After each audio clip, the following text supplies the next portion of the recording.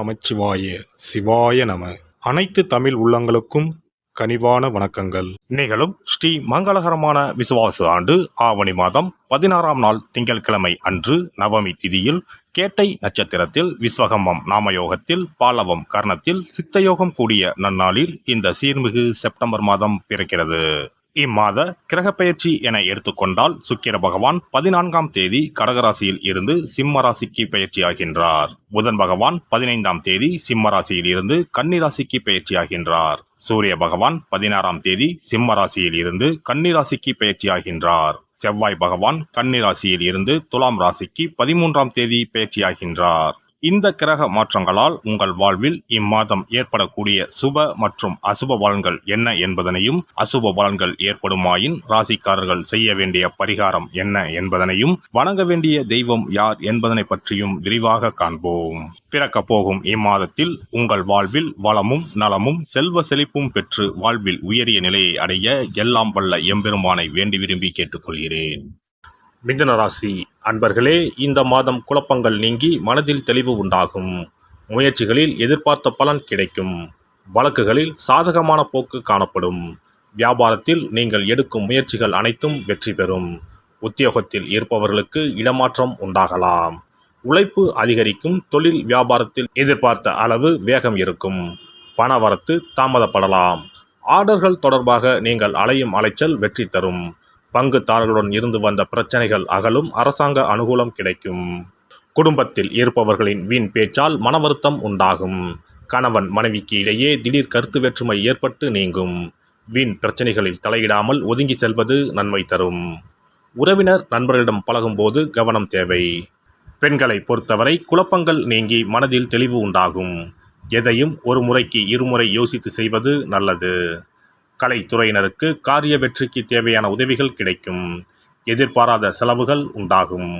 சொத்து மனை சம்பந்தமான காரியங்களில் தடை தாமதம் ஏற்படலாம். வீண் பயம் ஏற்படும். ஏற்கனவே செய்த காரியங்களுக்கான பலனை அடைய வேண்டி இருக்கும். அரசியல் துறையினருக்கு வீண் வழக்கு விவகாரங்கள் வரலாம். எச்சரிக்கையாக செயல்படுவது நல்லது. வெளிநாட்டு பயண வாய்ப்புகள் வரும். சிலர் வெளியூர் பயணம் செல்வார்கள். எதிர் பாலினத்தாருடன் பழகும்போது கவனம் தேவை. மனதில் தெம்பு உண்டாகும். மகிழ்ச்சி அதிகரிக்கும். மாணவர்களுக்கு முயற்சிகளில் எதிர்பார்த்த பலன் கிடைப்பதில் தாமதம் ஏற்படும். கூடுதல் மதிப்பெண் பெற அதிக நேரம் படிப்பது நல்லது. நட்சத்திர பலன்கள். மிருகசிரிசம் 3-4ஆம் பாதங்கள். இந்த மாதம் தொழில் வியாபாரத்தை மாற்றலாமா என்ற எண்ணம் உண்டாகும். உத்தியோகத்தில் இருப்பவர்களுக்கு இடமாற்றம், பதவி உயர்வு கிடைக்கும். தொழில் வியாபாரத்தில் வரவேண்டிய பாக்கிகள் வசூலாகும். வாகனங்கள் மூலம் லாபம் கிடைக்கும். சரக்குகளை வெளியூர்களுக்கு அனுப்பும்போது கவனம் தேவை. திருவாதிரை நட்சத்திரம். இந்த மாதம் கணவன் மனைவிக்கு இடையே இருந்து வந்த கருத்து வேற்றுமை குறையும். உங்களை பற்றி யாராவது வீண் அவதூறு பேசினால் கண்டு கொள்ளாமல் ஒதுங்கி விடுவது நல்லது. விருந்து கேளிக்கை நிகழ்ச்சிகளில் கலந்து கொண்டு ருசியான உணவை உண்பீர்கள். புனர்பூசம் 1-2-3ஆம் பாதங்கள். இந்த மாதம் எந்த ஒரு வேலையையும் மன திருப்தியுடன் செய்வீர்கள். சாமர்த்தியமான பேச்சின் மூலம் காரிய வெற்றி உண்டாகும். பணவரத்து கூடும்.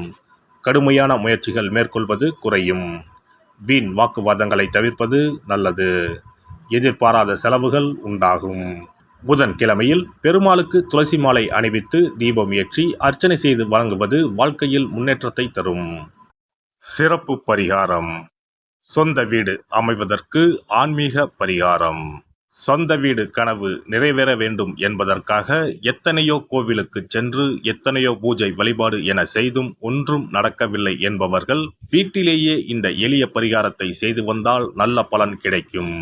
எளிமையான இந்த 2 பரிகாரங்களை செய்து வந்தால் விரைவில் சொந்த வீடு யோகம் அமையும்.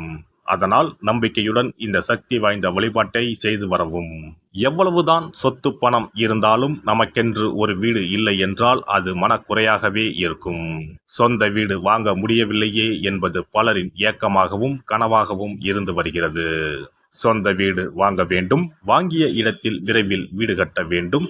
ஏற்கனவே துவங்கியிருந்த வீட்டின் பணிகளை பணப்பற்றாக்குறையால் கட்டி முடிக்க முடியவில்லையே என்ற கவலையில் இருப்பவர்கள் ஏராளம். இப்படிப்பட்டவர்கள் வீட்டிலேயே எளிமையான 2 பரிகாரங்களை தொடர்ந்து செய்து வந்தாலே போதும்.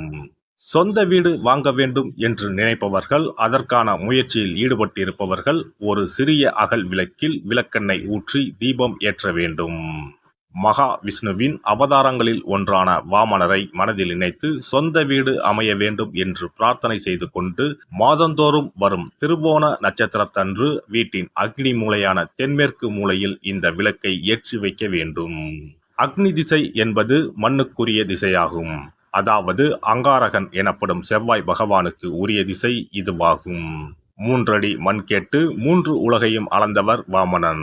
அதனால் அவரை நினைத்து பால் பாயசம் நிவேதனமாக படைத்து வழிபட்டு வந்தால் விரைவில் சொந்த வீடு யோகம் அமையும்.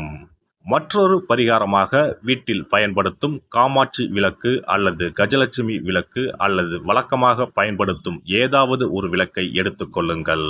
விளக்கை சுத்தம் செய்து மஞ்சள் குங்குமம் வைத்து வாசனை மிகுந்த வெள்ளை நிற பூக்கள் சாற்றுங்கள்.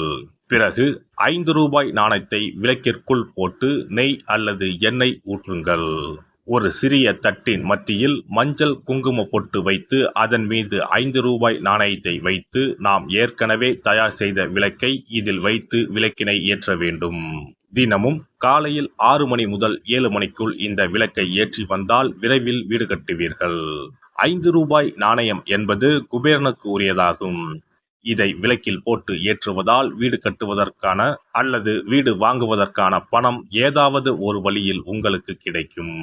காலை 6 மணி முதல் 7 மணி வரையிலான நேரம் என்பது ஞாயிற்றுக்கிழமையில் சூரியன், திங்கள் கிழமையில் சந்திரன், செவ்வாய்க்கிழமையில் செவ்வாய், புதன் கிழமையில் புதன், வியாழக்கிழமையில் குரு, வெள்ளிக்கிழமையில் சுக்கிரன், சனிக்கிழமையில் சனி என நவ கிரகங்களில் பாவ கிரகங்களான ராகு, கேதுவை தவிர்த்து மற்ற 7 கிரகங்களையும் குறிக்கும் ஹோரை நேரமாகும்.